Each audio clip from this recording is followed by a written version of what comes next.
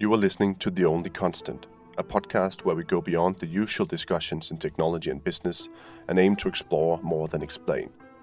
Join me for engaging discussions with a diverse range of global thought leaders as we seek to uncover new perspectives and insights in a free-flowing conversation. My guest today is Steven Pemberton, and I am your host, Lasse Rindom.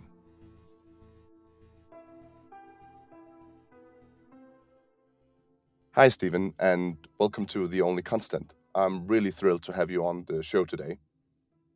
Thank you. Well, I'm excited to be here too. It's not very often I get to speak with someone who has such a breadth of experience as you do, and it's not even a breadth; it's a wealth, I think. I'm really happy to sort of kick this episode off with a question I think will get us on the right track. So I know you have a special connection to Alan Turing, and I will let you explain that yourself. So let me just jump straight to the question.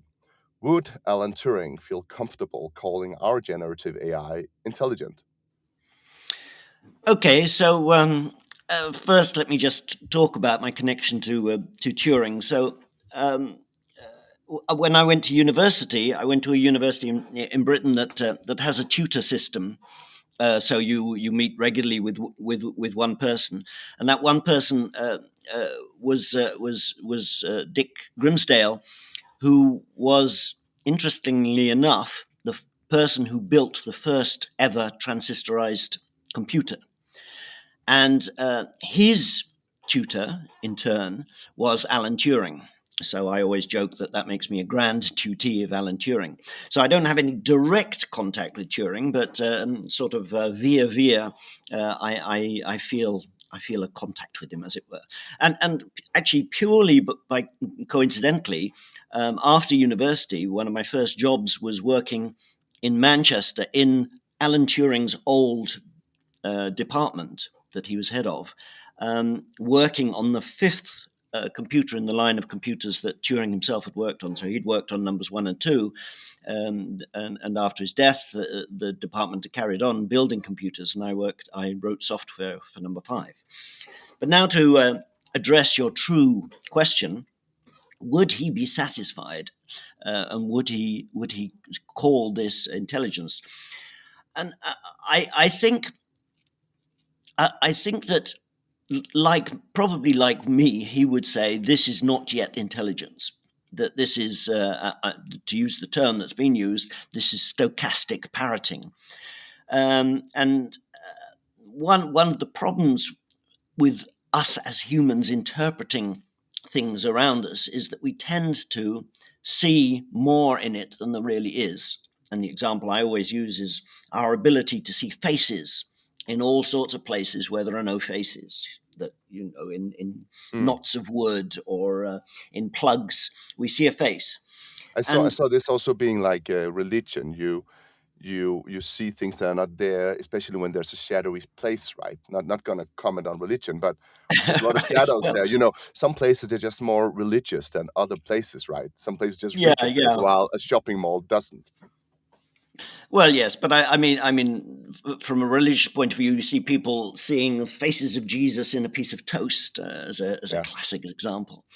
Um, and so the problem with the current generation of what is called artificial intelligence, although I balk at that term because it's not yet intelligence, is that we tend to think that if we got that answer from a person, that we would therefore assume that person was intelligent, and therefore we sort of then assume that therefore the computer program is intelligent that's been able to generate these answers. And so we tend to we have the same sort of problem with interpreting something as intelligent, but it's not actually intelligence. So I think that what it has shown us is that Turing's original test for intelligence hasn't turned out to be good enough, because now people would clearly have great difficulty in telling whether a particular response is coming from a person or a computer. So, in other words, the computer is passing Turing's original test, but there's still no real intelligence in there. So I think that he would by now have re-evaluated his original Turing test and come up with some better ideas for determining real intelligence. Yeah, because I took a just yesterday. I just went to LinkedIn. No, not LinkedIn. Sorry, I go to LinkedIn a lot, but that's not what I did. I went to Wikipedia and just looked up the Turing test just to see the history of it. And Right. it quotes something from Descartes and Diderot. Right, the Descartes quote is on machines and how they can be animated and stuff. And he says, but it never happens that it arranges its speech in various ways in order to reply appropriately to everything that may be said in its presence, as even the lowest type of man can do. So that was Descartes. And then Diderot. If they find a parrot who could answer to everything, I would claim it to be an intelligent being without hesitation. I think those two quotes says a lot about, their aristocratic context and the way they thought of the lowly sailor, maybe in my hometown of Elsinore, more than it maybe says about AI. But I still think that those perspectives are interesting because it sounds like it, right? So what is it that keeps us from applying intelligence to it? Um, because I mean, the example really, I mean, it really does seem to expose intelligence in when you in the current versions when you ask a question and it replies. Um, and then so we start interpreting it as being intelligent, and then it makes some incredible mistake that you think, how on earth could it say such a stupid thing? I mean, and I have tons of examples of these. I mean, the newest one was yesterday. A friend of mine was asking ChatGPT for good examples of starting words for Wordle, the game Wordle, mm, which requires 5-letter words, and it was actually giving fairly poor answers, um, terrible answers in some cases. And so I said, "Have you tried asking it what would be a bad example of a word to start Wordle with?" And the first answer it came up with was xylophone. And that's a moment where you think, which intelligent person would answer with xylophone? I mean, unless they were trying to be funny, because of course xylophone is much longer than 5 words, and so completely improper. This is where we get the cases of we think it's an intelligent thing answering us, and then it says something completely stupid. And that's because it's not intelligent, but it's able to parrot in lots of ways that makes us think that it's intelligent. So that when it makes a mistake like that, we think, how on earth could it make such a mistake if it was intelligent? but like I just had a chat with someone on LinkedIn about this that um, the erroring it's doing is it's because it doesn't have a world model, it doesn't have a context, right? But is that necessarily something that makes it non-intelligent? That's the issue, right? It can be cheated, it can be changed, it can be um, like I said in the last show with the Ian Barking, I said that my 6-year-old could be cheating into understanding something completely different. He also sometimes mistakenly starts off completely wrong when I ask him a question, like very wrong. Sometimes he could say xylophone if he knew what a xylophone was, right? Right. Um, so because he doesn't understand the context of Wordle, but I would say he's intelligent, right? It is that it it is the question is erring no longer human, right? Is that not intelligent anymore? I think we set too high a bar for intelligence, Stephen. Well, I don't know. I mean, clearly there are people who exhibit aspects of being non-intelligent, and I mean, just to pluck one out of the air, flat earthers. There are people in Mm. the world who really believe somehow that the world is flat. And I think that this is a demonstration of lack of intelligence. And so, yeah, of course, people are are not all intelligent, and many people are unable to draw the right conclusions from evidence that intelligence would require. Um, but that doesn't mean to say that just because a computer program is not intelligent, therefore, and there are humans who are not intelligent, therefore, that means that the program is intelligent enough. I still think that there are that there are things and it's hard to specify. It's hard to think exactly. Well, what is it that requires intelligence for intelligence to be real? And I think insight is one of those things. And an example I like to give is in noughts and crosses, or tic tac toe, as it's called in Mm. America. The game, very simple game, and I've written a couple of programs to teach a computer to play noughts and crosses, just for the experience of doing that, because it's a classic program in the artificial intelligence world. And what I realized after I'd written the first one was that I'd built the knowledge in that the corners are equivalent. That it doesn't matter your first move which corner you take, because they're Yes. all exactly equivalent. So then I rewrote it without that knowledge built in. And what I discovered is that the resulting program plays differently. It makes different moves, which was interesting to me, but also made me realize that that program was never going to come to the conclusion that corners are equivalent. It's never going to. It's never going to have that insight. And when you say it to people, when you say all corners are equivalent, they they, they understand it immediately. They don't have to do any thoughts really. It just sort of, yes, well, of course.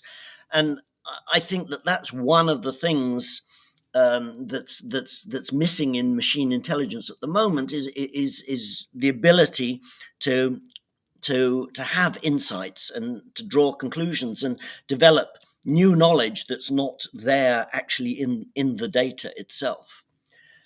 Mm. That's what they're saying, that they're afraid they're developing right now at OpenAI. Have you heard about that? Well, I've heard the rumors, and I've read what people are saying it might be about, but I like to ignore that sort of thing until we actually really know, so that I don't waste my time uh, guessing. I'm completely with you on that one. I'm not even, I read a Guardian article on it, and that's it. And Yeah, I think I even read half of it only, and then I was like, yeah, okay, exactly we'll right. see. Just let me see what comes up. Something new Yeah, every time, right? All the time. yeah. But the problem here is, what I'm getting at is that we are setting such a high bar for intelligence and for AI. People are expecting, faultless autonomous vehicles. You are saying that it should know without me telling it. But that's not how humanity works. That's not how the intelligence that we already know works. So reinforcement from human feedback, the RLHF, that's the learning mechanisms that everyone's talking about is not necessarily a bad thing. It's just a fact of how you make something more intelligent. So you're saying that it doesn't understand the corners are the same, but you could just tell it, and there we go, right? Well, yes, that's right, and I mean that's how humans work. That in a lot of cases that you tell people, that's what teaching is all about. Yeah. But I mean that's really a shortcut, because there were people who discovered those things who hadn't been told it, and that's how we make progress, by discovering things that we haven't been told. I mean that's what research is all about. Mm. Um, Discovering things that we haven't been told, that we then learn.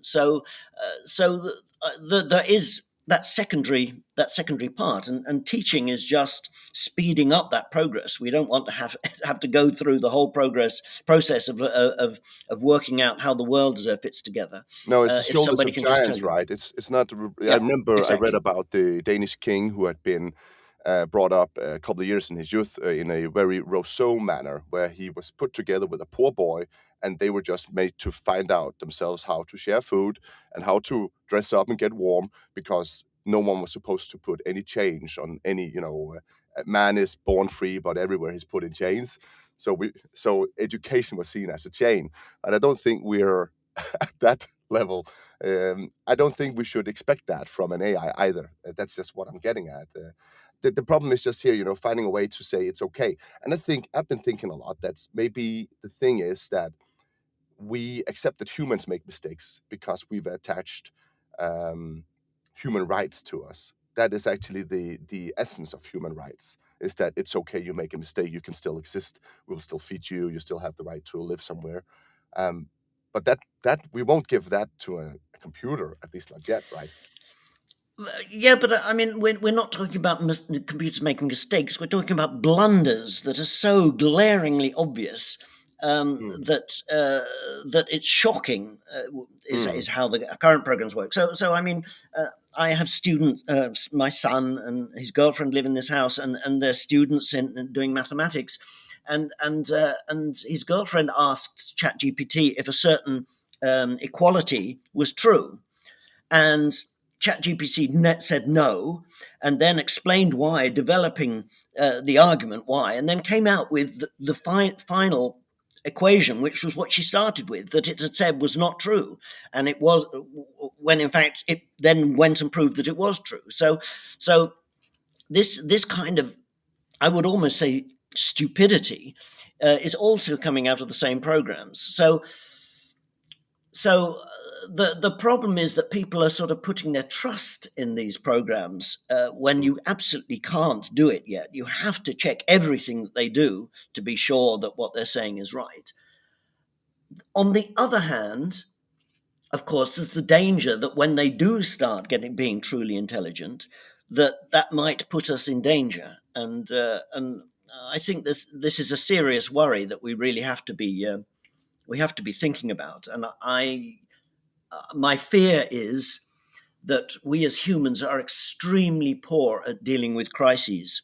And I mean, the climate crisis is the extreme example of this, that we've known mm. for, well, more than 100 years. The first warnings came out about climate problems, and we've known for at least 50 years that they're really serious, and we're still not really doing anything except recycling our glass bottles. Um, No, no, uh, we're seeing Jesus in a biscuit, but we can't see yeah, climate change in the and weather. so when artificial intelligence becomes truly intelligent, when we really can trust its answers, that means it will be able to draw certain conclusions, and I think that will then put us at risk. Mm. I think that's difficult to, it's difficult to grasp this and discuss this because there's so many implications of it, and so many, buts, or but if we teach it not to do anything to humans, Yeah, what if we, yeah. but I think this brings me actually to another question that makes it maybe a little bit more practical for people. Is I've been thinking about this, and I think it's a really nice, beautiful, uh, I don't know, meditation. I love it. I love it, and I've come up with it myself, but probably someone else has also thought about this. The thing is that previously we had the symbolic AI where we had a lot of if then else basically nested forever. So it was an immense setup of us giving instructions that would lead to more intelligence if we had just enough instructions we've given the AI. So that was the way AI worked for a very long period, probably also for the most of your career, I'd guess. But then the neural networks came along and became something where they just sort of trained themselves and just became smart, smart, smart, smart, smart. And now we have the reverse task to some extent, that now we are using symbolic AI methodologies to control the neural network. And it seems like we just have, because if you have something that you've told exactly what to do, if then else, then you know what it's going. It's going to be linear. You can control, you know what it's doing, right? But now we have something we don't know what it's doing, so we have to do almost unlimited amounts of controlling on it to make sure it doesn't do our unknown unknowns, that the things we don't know it would be capable of doing. Okay. I mean, yeah, that's absolutely right, and I mean, there's been a long battle between the symbolic and the neural network people in Mm, AI, and the question is, does it have to be a battle? And indeed, is the final solution to getting true AI the combination of the two? And I'm not saying it is, but I don't see why there shouldn't be a combination of both. But you put your finger on a basic problem of the neural networks is that you can't ask it why it gave you a particular answer, Mm. because it's just because. And I mean, we're like that as well. The example I give there is that if you ask English speakers, is it a silly little child or a little silly child? They'd say, well, it's a silly little child. But if you say, well, why? They wouldn't be able to say what the reason is. They would just say, well, because.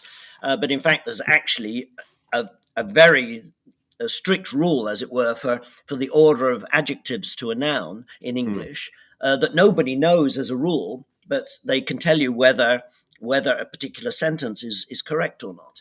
And that's the same with neural network, machine learning style AI, that it can give you an answer, but you can't really ask it why did you think this is a picture of a cat when it's clearly not a cat for us humans, and it can't give an answer because that's just what came out.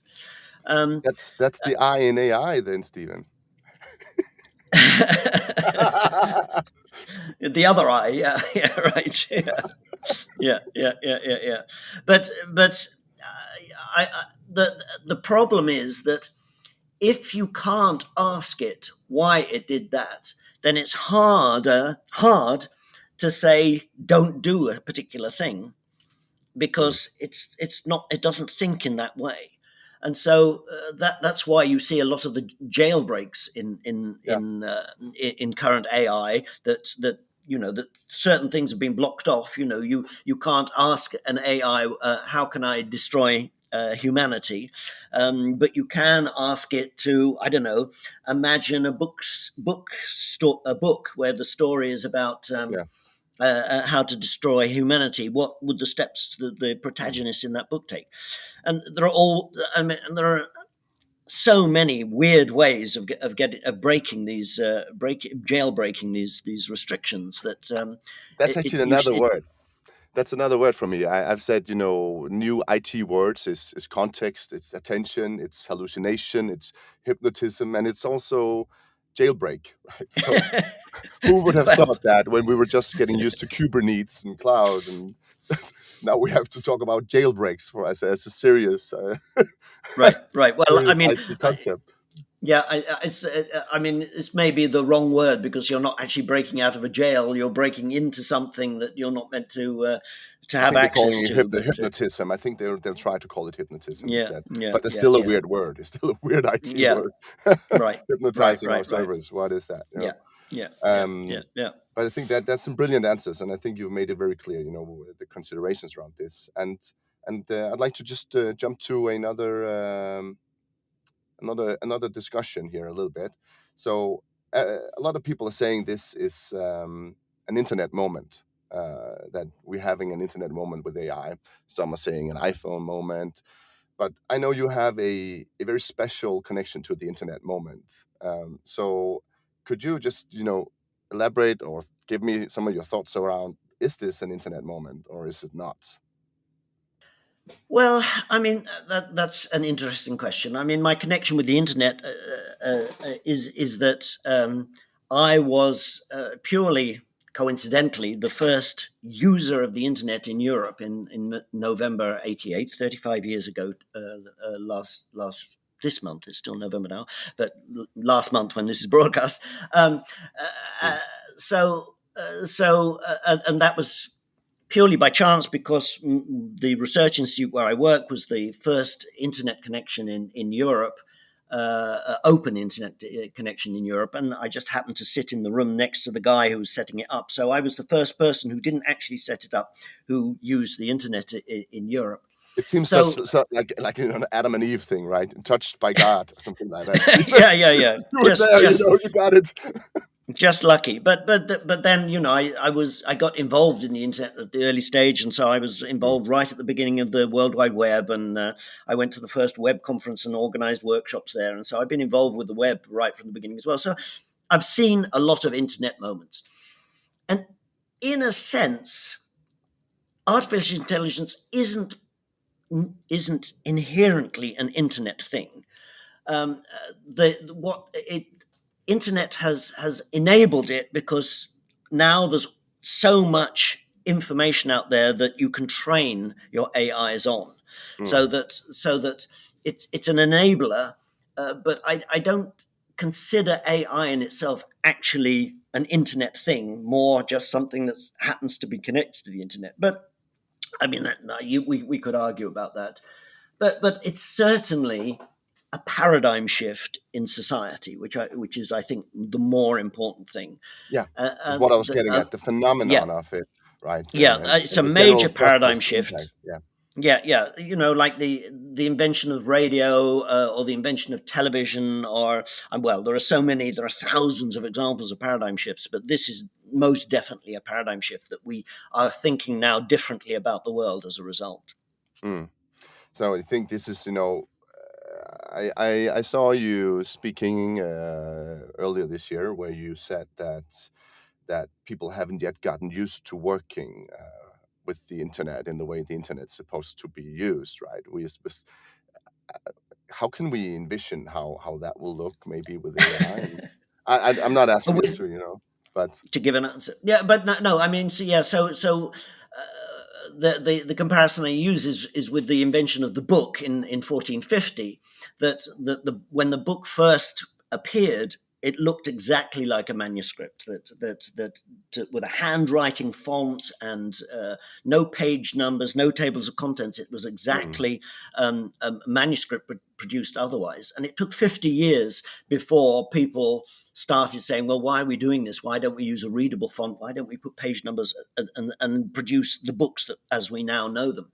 And my firm conviction is that the internet is still at the manuscript stage, that we're still imitating the old way. So there are lots of people who envisaged how we should be able to use the internet. And my conclusion is that the old generation has to die before the real thing can emerge. So the that's harsh. internet. Well, I mean, I'm not saying the old generation has to be killed. I just have to say that they have to disappear, and I mean they're going to disappear anyway. But that's the old generation hold back the development, as it should be, because they want things to be how they understand it in the old way, and they're not Mm. interested in new things, and it takes them a Imitation long more than time. creation. Imitation Yeah, instead of yeah, creation, that's right? that's that's right. And when you hear people say, "Oh, well, it was something before its time," that just means that the people who are around weren't ready for that development yet, and you have to get them into a state, where, as it were, where they can accept the new things. Um, so yeah, so internet is just. I mean, sorry, artificial intelligence is just a part of that, and society has to adapt to the new ways of doing things, and some things happen faster than others. I mean, the change to digital money has Mm. happened much faster than you might have anticipated. Um, but the adaptation to the internet, to the proper way of using the internet, is still going to take quite a few more years. Just getting a little bit deeper on this, right? So you're a Yeah, leading voice and expert in human computer interaction, and in 2022 you were awarded a lifetime practice award by ACM SIGG, if I'm pronouncing it correctly, Sig Kai. which Yeah, is, in their own words, the leading international community of students and professionals interested in research, education, and practical applications of human computer interaction. We enable our members to create and shape how people interact with technology and understand how technology impact people's lives. So, first of absolutely. all, in our tech world, that's about as grand an award as they come, I think, right? So, Yeah, yeah. I mean, I was completely gobstruck when they awarded me it, because although that's what I do, I wasn't aware that they were aware that that's what I did. That I thought that I was too technical for them. mm, I mean, I'd actually given up submitting to their conference, because uh, it wasn't what I was presenting was too technical and not human mm, enough. But I was absolutely applying their lessons in everything that I do. It's one of my central themes in my research. And so I was delighted that actually they did understand that that's what I was doing, and that they were willing to award me that award. I was extremely happy. But that also comes, with some requirements now. I think, from my perspective, I think if I should ask someone about how will the world look, human computer interaction, I should ask Steven Pemberton. So, so, so, so looking back and looking forward, one of my key considerations, maybe that could start you off on a little bit of that philosophy, for the future. Future is always difficult, I know, but Yep. now you are the biggest expert. You practice award your lifetime. You are the biggest achiever. So I've been thinking a lot about, are we going to have software in the future, or are we just going to have data lakes and AI interpreting it on top? Because software is just the old man's way of having an interface to data, isn't it? Or what do you think? It's Well, okay to pause if you want to think about it. yeah. Well, no. It's something that, of course, I think about a lot, because in a way, somebody is programming if he's the boss of a company and he says, I want an application that does this or that. That's programming in a sense, and but in the end, you still have a piece of software that does that piece of work. And so the question is, where will the interface between the human and the computer come at the level of programming? Will it be at that high level, or will it be in an intermediate level where you specify some set of constraints to describe it, or will we still continue to program right down at the machine level? And these are interesting questions that I don't have an immediate answer for. I think that we've far too long programmed at far too low a level. Mm. And this is an area that I've put a lot of thought into as well. That the interesting thing is that when programming languages were first designed in the 50s, I'm talking about Algol and Fortran, COBOL, Lisp, computers were extremely expensive, and programmers comparatively were almost free. And in the meantime, and it happened very, very slowly, of course, computers now are almost free, and programmers are really, really expensive. Mm. But we're programming in programming languages that are still clearly and visibly descendants of those programming languages from the 50s. So that, in other words, we're still, and those programming languages of the 50s Yeah. were designed to save computer time and not programmer time. So it didn't matter if the programmer took a long time to program, as long as it ran quickly on the computer, because that's where you wanted to save the money. But nowadays, it's exactly the other way around. The computers are free and the programmers are not, but we're still programming in programming languages whose economic basis is that the costs are the other way Mm. around. So in fact, for far too long, we've been programming in too low a level programming languages, and we should have stepped up at least a level or two, to fix that imbalance that we now have. And I mean, that's one of the things that one of the areas that I do research in is in programming, in reducing the cost of programming, and letting the computer do more of the work. And so I have a couple of programming languages that address those issues specifically, and produce up to 100-fold reduction in programming costs as a result. But I've actually thought recently that, because I saw a chart with the environmental impact of different coding languages, right? And Python is like 30 times as high as just C, just ordinary C, right? So why don't we just go say, we can now neural language ask anything, just say, instead of coding in Python, just do it in C, dear ChatGPT. So Yeah, let's yeah. say, But wait. What's the environmental impact of getting a neural network to do that work? don't ask that question. I don't know. It's in the cloud. It's in the cloud. It's just up there. Yeah, right. No, that cost is also quite high as well. Uh, Yeah. but worrying about worrying about programming language environmental impact is fiddling while Rome burns, frankly. And there are far greater impacts that we should be Yeah. dealing with before we worried about programming languages. Yeah, exactly. It's just, when you see something that's 30x, just, oh, that's interesting to some extent. Yeah. yeah, yeah. But I think you're right in the way we interact with computers. It's been very marginally on the same track, just improving the same language over and over and Right, over again. right, And that's exactly. also where people see a paradigm shift in the way we are now able to do things with natural language. Just say what you want and be specific, and then. But the problem is Yeah, also, yeah, but but the problem is always the specificity, isn't it? That's why yeah, I've been noting exactly. Of programs natural actually do that. language. Yeah, yeah, Yeah. yeah. I mean, there was a lot of research in the '70s on this, the example that I remember most is that in London, if when you want to get on an escalator in the underground trains, there's a sign that says "dogs must be carried," and if you go onto a building site, it says "hard hats must be worn." And the same word but completely different meaning. You know, there's somebody standing at the bottom of the escalator and says, "Oh, I haven't got a dog. How do I go up this escalator?" So yeah, the specificity is a great problem, which is why it's good to have formal languages for doing things like programming, so that at least you can be sure that you're saying what you're really saying. So how will it look in 10 years, Stephen?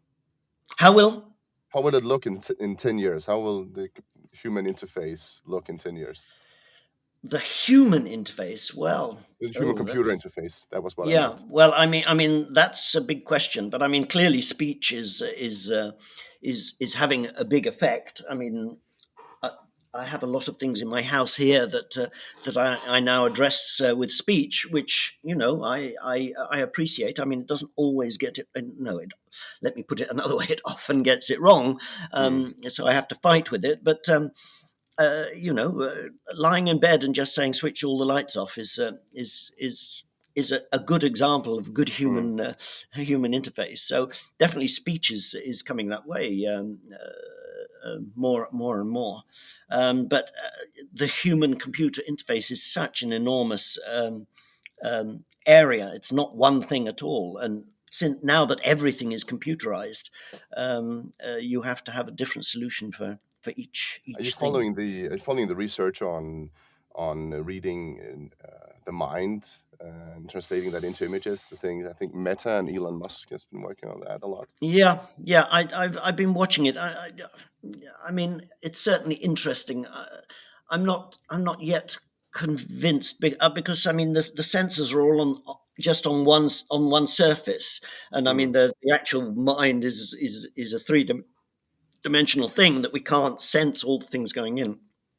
But yeah, it's interesting, and I mean, I've got a couple of things around here, games that you can play by putting a thing on your head, Mm. and it's an interesting area, certainly. I mean, doing things by thought would be a useful ability, certainly. That would be HTML 55,000.0, right?